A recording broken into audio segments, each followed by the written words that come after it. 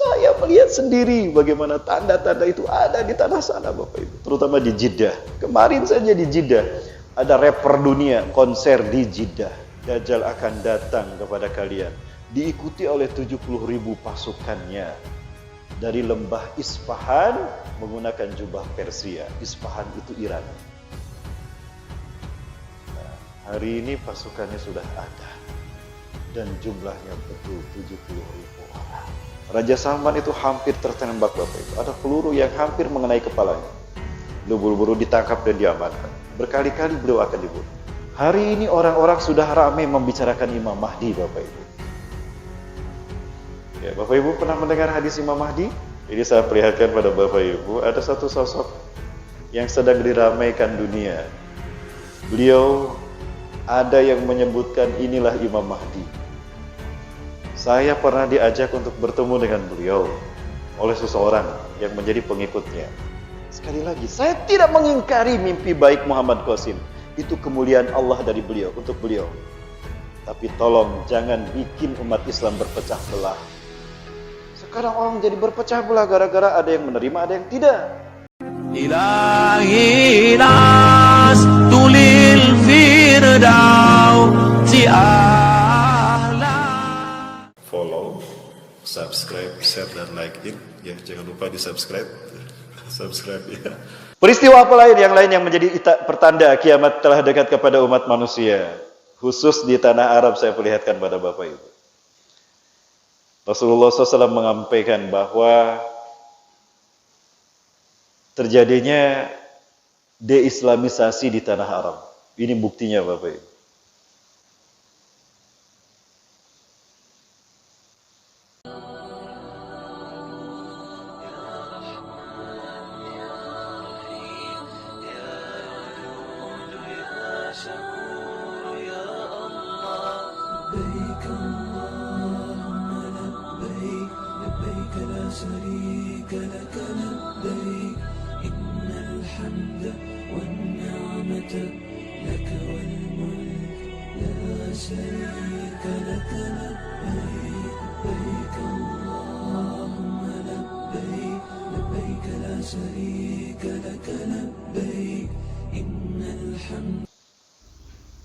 Maka tidak salah kalau Rasulullah bersabda begitu. Innakum satagzuna jaziratal Arab wa yaftahuha Allah. Sungguh kalian akan memerangi jazirah Arab dan Allah akan memenangkannya atas kalian. Loh, kok jazirah Arab diperangi? Banyak kemunafikan terjadi di sana. Saya melihat sendiri bagaimana tanda-tanda itu ada di tanah sana Bapak Ibu, terutama di Jeddah. Kemarin saja di Jeddah ada rapper dunia konser di Jeddah. Ada peragaan mode di Madinah. Astagfirullah. Maka tidak salah kalau perang pertama ketika Imam Mahdi muncul adalah memerangi kemunafikan yang terjadi di tanah Arab. Itu Bapak Ibu. Bukan melawan Amerika. Ini hadisnya. Setelah nanti memerangi kemunafikan di tanah Arab, summa tagzunal faras wa yaftahu Allah. Lalu kalian akan memenangi Persia, Iran, Syiah nanti akan kalian perangi. Dan Syiah ini menjadi pasukan Dajjal Bapak Ibu. Sayati alaikum Dajjal. Dajjal akan datang mendatangi kalian. Wa yattabi'unahu sab'una alaf al-yahud mi wadi Isfahan ala jabhatil farsh. Dajjal akan datang kepada kalian, diikuti oleh 70.000 pasukannya dari lembah Isfahan menggunakan jubah Persia. Isfahan itu Iran. Nah, hari ini pasukannya sudah ada dan jumlahnya betul 70.000 orang. Bapak Ibu yang dirahmati Allah, sudahkah siap menyambut peristiwa-peristiwa besar ini? Bapak Ibu, saya khawatir kita belum siap. Itu yang saya khawatirkan. Bapak Ibu yang dirahmati Allah Subhanahu wa taala, kemudian akan terjadi seorang raja meninggal dunia. Nah, ini hadisnya saya perlihatkan pada Bapak Ibu sekalian. Saya sampaikan ini supaya Bapak Ibu menilai bersama-sama. Ini hadisnya saya sampaikan Bapak Ibu sekalian. Ya, tapi sayang sekali. Sudah saya katakan demikian, masih ada yang menuduh saya cocok logi, peramal, bahkan ada yang menyebut saya dukun Bapak Ibu. Saya khawatir kata-kata mereka menghalangi kita dari kebenaran Quran dan hadis. Yasuddunan nasa an sabilillah. Maka berhentilah kalian memfitnah sesama muslim.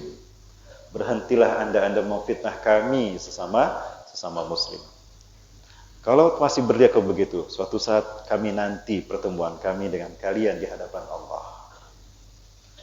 Kita lihat siapa yang benar, Bapak Ibu. Bapak Ibu yang dirahmati Allah, pernah membaca hadis ini?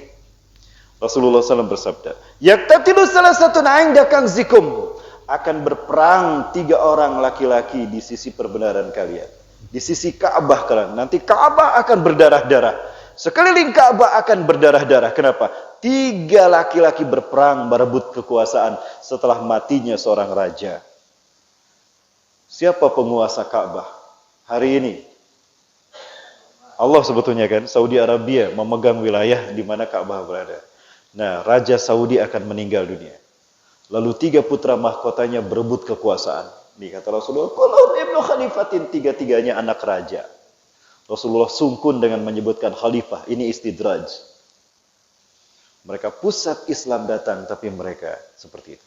Ma'udzubillahi min dzalik. Yang ini tolong diedit kalau ada yang merekam ya. Ustaz tolong diedit. Bapak Ibu yang dirahmati Allah. Ini Raja Saudi Arabia. Ya, ini pendiri King Abdul Aziz bin Abdurrahman Al Saud. Inilah dinasti Ibnu Saud. Ini raja-raja Arab dan ini raja yang terakhir. Harusnya putra mahkota adalah Mukrin bin Abdul Aziz, adik dari Raja Salman. Ini adik bungsu, anak bungsu dari King Abdul Aziz. Tapi beliau meninggal dunia. Beliau meninggal dunia setelah pesawat yang ditumpanginya jatuh, helikopter. Naik helikopter, kemudian beliau ditembak. Ada yang menembak helikopternya lalu jatuh dan meledak, beliau pun mati. Maka putra mahkota jatuh kepada putra Raja Salman, bukan pada adiknya. Ini sudah tidak ada. Muhammad bin Nayef orang yang cukup pakar dalam bidang politik. Sejak Raja Fahad memimpin, kakaknya Raja Abdullah, itu beliau Muhammad bin Nayef yang memegang kendali politik tanah Arab. Namun sekarang beliau sudah tidak terlihat lagi. Sudah 3 tahun terakhir beliau tidak terlihat batang hidungnya. Menjadi tahanan rumah. Maka otomatis kekuasaan dipegang oleh putra mahkota Raja Salman, Muhammad bin Salman. Begitu pula ini Al-Walid bin Talal, ini juga putra mahkota. Beliau sempat diberitakan hampir meninggal dunia karena disiksa, dianggap korupsi dan ditangkap oleh penguasa saat itu, oleh saudaranya sendiri. Dan ini Khalid bin Farhan, putra mahkota yang sekarang berada di Jerman karena terusir dari tanah Arab. Beliau yang pernah menyerukan untuk, di dalam satu berita, Bapak Ibu sekali lagi, sempat ada pemberitaan menyerukan untuk mengkudeta Raja Salman. Raja Salman itu hampir tertembak, Bapak Ibu. Ada peluru yang hampir mengenai kepalanya. Beliau buru-buru ditangkap dan diamankan. Berkali-kali beliau akan dibunuh. Terakhir, jenderal yang menjadi pengawal terkuatnya, Mayor Jenderal Abdul Aziz Al-Fagham. Beliau menghalangi Raja Salman dari upaya penembakan, peluru nembus ke tubuhnya. Beliau meninggal dunia. Jenderal paling kuat pelindung Raja Salman sudah tidak ada. Nah, apakah ini isyarat kalau Raja Salman ada dalam ancaman bahaya? Wallahu a'lam bishawab. Rasulullah sabdakan, apabila Raja Arab ini wafat, maka 3 putra mahkotanya akan berperang berebut kekuasaan. Summa la yasiru ila wahidin minhum. Maka salah satu pun dari mereka, wahidin minhum, la yasir, tidak berhasil menjadi raja. Kenapa? Karena raja berikutnya adalah Imam Mahdi. Bapak Ibu, sekarang bagaimana kondisi Raja Arab? Sudah sakit-sakitan Bapak Ibu? Kita tidak tahu apakah ini isyarat telah dekat kemunculan beliau, barangkali. Rasulullah SAW bersabda, apabila manusia terhalang melaksanakan haji dan umrah, pada saat itulah datangnya kemunculan Imam Mahdi. Ya. Dulu saya membaca nas ini, saya tidak tahu lagi apakah ini betul kata-kata Rasulullah atau jangan-jangan perkataan para ulama. Tapi para ulama tentu menyampaikan ini berdasarkan hadis Rasulullah SAW. ketika manusia terhalang melaksanakan haji dan umrah. Itu pertanda dekatnya kemunculan Imam Mahdi. Hari ini orang-orang sudah ramai membicarakan Imam Mahdi, Bapak Ibu. Ya, Bapak Ibu pernah mendengar hadis Imam Mahdi? Siapakah Imam Mahdi, Bapak Ibu? Halo? Ini jamaah pada kemana ini? Masya Allah, khusuk sekali mendengarkan ya. Masya Allah, atau jangan-jangan ngantuk nih. Bapak Ibu yang dirahmati Allah Subhanahu wa taala, ini saya perlihatkan pada Bapak Ibu, ada satu sosok yang sedang diramaikan dunia. Beliau ada yang menyebutkan inilah Imam Mahdi. Saya pernah diajak untuk bertemu dengan beliau oleh seseorang yang menjadi pengikutnya. Dan saya katakan, saya tidak menolak mimpi-mimpi yang baik yang beliau alami. Tapi demi Allah, saya sampaikan bahwa Imam Mahdi itu nanti kalau terjadi pembaiatan, ya, dibaiat nanti di antara pintu Ka'bah dengan makam Ibrahim. Itu yang saya sampaikan. Tapi aneh sekali kok ada orang banyak ribut sekali. Ini Imam Mahdi ini Imam Mahdi. Ustaz, mari kita berbaiat padanya. Kan Ustaz sering menyampaikan tentang Imam Mahdi. Bukan. Ya, jangan salah paham Bapak Ibu. Rasulullah SAW kita akui sebagai Nabi dan Rasul. Kita imani beliau sebagai Nabi dan Rasul setelah beliau diutus. Betul? Kalau belum diutus, gak ada kewajiban kita untuk mengimani. Belum. Sekarang Imam Mahdi belum dibaiat, orang maksa mengakui beliau sebagai Imam Mahdi. Ya. Bahkan sebetulnya beliau sendiri meminta berhenti menyebut saya Imam Mahdi. Nah ini, Muhammad Qasim. Orang-orang sudah menganggap beliau ini Imam Mahdi. Tidak kurang dari 300 kali beliau bermimpi bertemu Rasulullah SAW menyampaikan, kamu harus menyampaikan Islam ini pada dunia. Seluruh dunia untuk bangkit dan bersatu. Ya, hentikan kezoliman di muka bumi. Beliau sudah 500 kali mimpi Allah memberikan wahyu padanya. 500 kali Bapak Ibu. Subhanallah. Beliau dari Pakistan. Nah ini membuat saya bingung. Kenapa? Karena kalau kata Rasulullah, Imam Mahdi itu dari Madinah, bukan dari Pakistan. 7 ulama dunia mereka berkumpul di kota Mekah. Mereka melaksanakan ibadah haji. Di depan Ka'bah mereka mengadu kepada Allah atas buruknya situasi politik di tanah air mereka. Penguasa mereka zolim, kezoliman di mana-mana, maksiat di mana-mana. Ulama dibungkam, ditangkap dan dipenjara. Sudah terjadi belum? Nah, nanti 7 ulama dunia ini berkumpul. Di depan Ka'bah mereka mengadukan ini kepada Allah. Masing-masing mendengar, loh, kok pengaduan kita sama? Ya. Negara kami pun sama seperti itu. Yuk kita cari, barangkali Imam Mahdi sudah ada. Dicari-cari itu. Fayabahasuna anhu. Mereka mencari-cari Imam Mahdi. Fawajaduhu fil Makkah. Maka mereka menemukan Imam Mahdi ada. Anda Imam Mahdi. Ciri-ciri Anda ada disebutkan Rasulullah. Ibsit yadaka nubayuka ala sami wa ta'at. Ulurkan tangan Anda. Kami baiat untuk mendengar dan taat kepada Anda. Tapi apa yang terjadi? Beliau menolak Bapak Ibu. Lastu Mahdian, aku bukan Imam Mahdi. Ana ihda minal ansor. Aku adalah satu dari orang-orang Ansor. Beliau lari ke Madinah. Dikejar sama 7 ulama tadi dari Mekah ke Madinah. Ketemu di Madinah, lari lagi ke Mekah. Ya tahawal min Makkah ila Madinah samarat. Beliau pulang pergi Mekah Madinah 3 kali. Di saat beliau ketemu yang ketiga kali di Ka'bah, di Mekah, ingin dibaiat, maka beliau ingin melarikan diri. Allah utus malaikat Jibril untuk menahannya. Akhirnya beliau ditahan, tidak bisa lari. Maka di malam hari itulah Allah mengislahnya satu malam. Allah buang sifat ragu beliau. Ya, Allah tanamkan sifat kekuatan dan keimanan dan keislaman. Dan Allah fahamkan beliau tentang urusan politik dunia. Maka keluarlah beliau dari pintu rumahnya. Kemudian diiringi oleh 7 ulama ini. Beliau memasuki Masjidil Haram, salat menghadap ke Ka'bah, lalu dibaiat oleh 313 sampai 315 orang. Wa adadul ladina yubayyi'unahu ka'adadi ahli Badarin. Jumlah orang-orang yang berbaiat kepadanya sama dengan pasukan Badarku. 313 sampai 315 orang. Nah, kalau itu sudah terjadi, baru demi Allah saya berbaiat kepada beliau. Jika Muhammad Qasim yang didaulat sebagai Imam Mahdi oleh pengikutnya hari ini, sebagian pengikutnya, tidak semua. Sebagai Imam Mahdi, beliau yang dibaiat pada saat itu, saya berbaiat. Beberapa ciri-ciri fisiknya ada pada beliau memang. Ya. Jidatnya luas. Kemudian alisnya bagus, kata Rasulullah. Antnal angfi, hidungnya tipis. Matanya seperti pakai celak tapi tidak, karena hitam. Launul arabi, launul arabi, wa jismu Israili. Warna kulitnya sama dengan warna kulit orang Arab. Fisiknya, postur tubuhnya, ukuran postur tubuh orang Israel. Beliau dari Pakistan seperti ini. Bapak Ibu lihat warna kulit beliau. Dan di pipi kanan beliau ada tai lalat. Ada tai lalat tidak di pipi kanan beliau?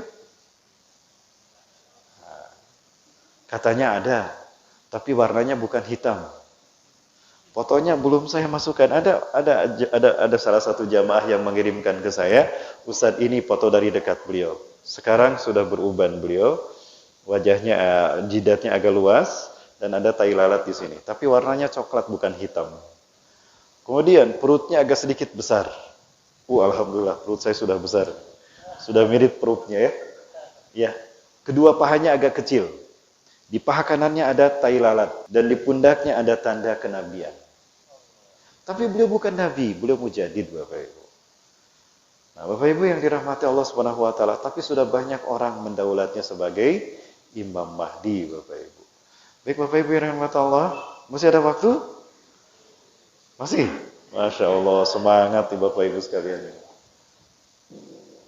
Bismillahirrahmanirrahim.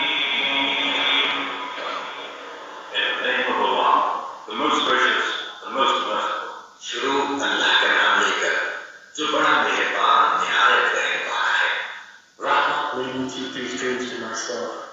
Rahim.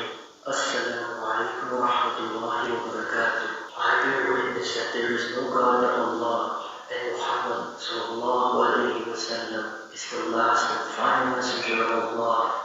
My name is Muhammad Qasim bin Abdul Qadir. I am a simple Sunni man from Pakistan in my early 40s, and for the last 28 years of my life, I have been seeing dreams in which Allah subhanahu wa ta'ala and Prophet Muhammad sallallahu alaihi wasallam have directly spoken to me.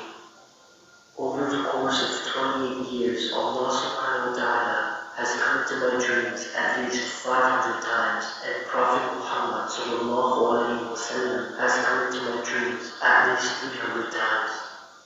You may be thinking, this is blasphemy, but before you inadvertently pass your judgment on me and disregard my message as a fabrication or classify me as a heretic, I would like to say that according to Sharia, it is very important to verify any news that comes to you. Ustaz disambilkan.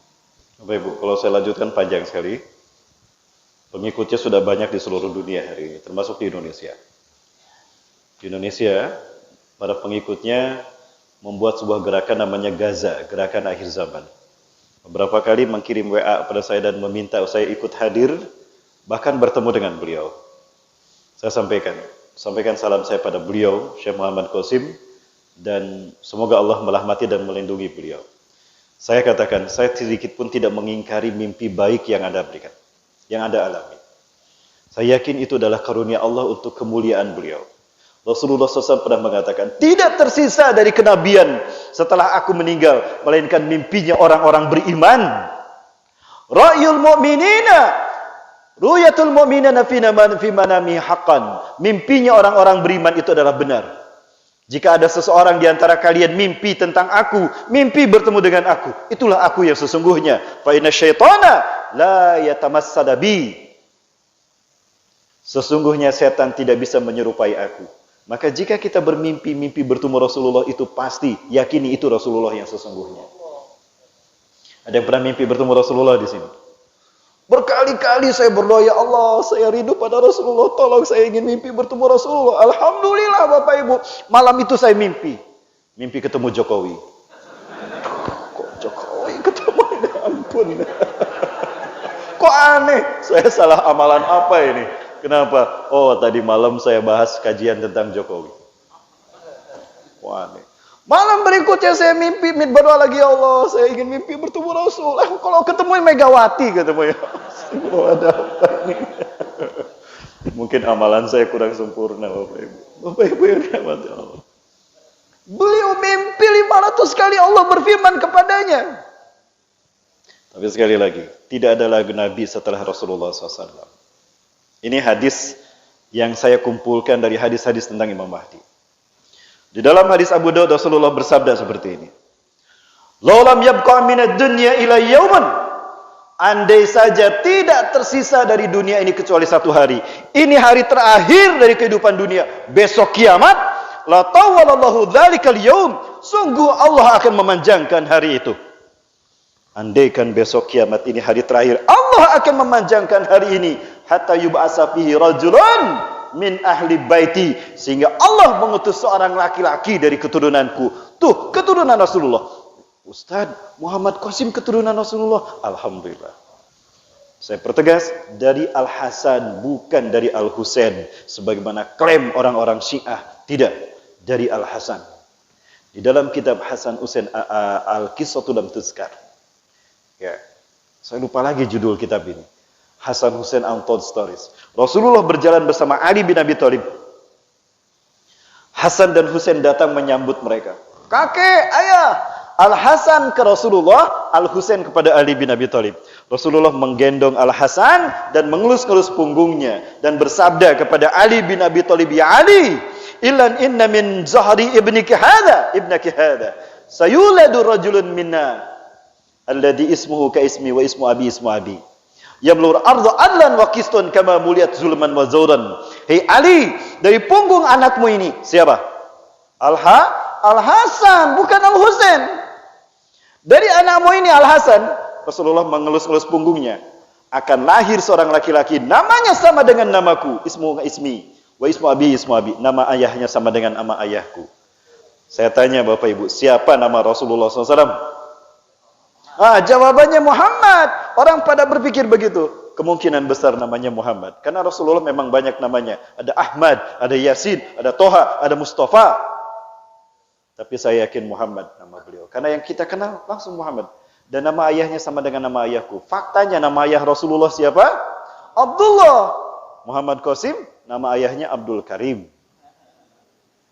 Akan susah, bingung saya. Udah lahir di Madinah, Muhammad Qasim di Pakistan. Tapi sejauh itu pun demi Allah saya tidak menghalangi niat beliau untuk menyampaikan mimpinya. Silakan, itu karunia Allah.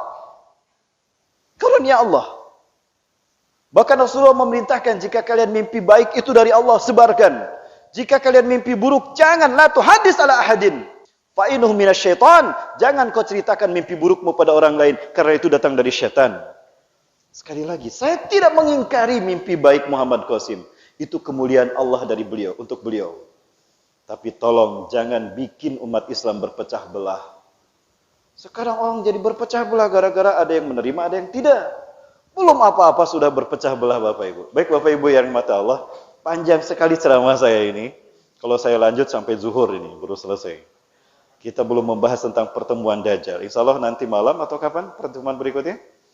Kita bahas pertemuan Nabi Isa dengan Dajjal. Di mana? Di Provinsi Jambi. Bukan. Di sebuah masjid. Di Suriah Bapak Ibu. Ya.